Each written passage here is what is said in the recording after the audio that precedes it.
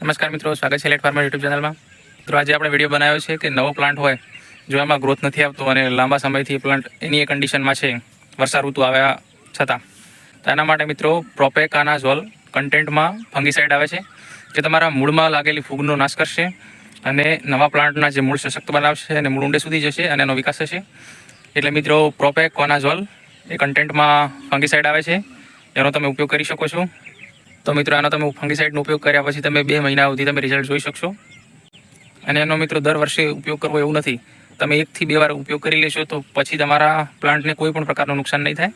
એટલે તમે 1-2 વાર વર્ષમાં 1 વાર એનો ઉપયોગ કરી લો, જેનાથી તમારા મૂળ ઉપર ફૂગ લાગી છે તો એનો ફંગીસાઇડ નાશ કરી નાખશે અને ભવિષ્યમાં તમારો પ્લાન્ટનો ગ્રોથ રૂકશે નહીં અને જલ્દીથી જલ્દી તમારી હાઇટ સારી થઈ જશે અને સારી કેનોપી તમે બનાવી શકશો, જોઈ શકો છો।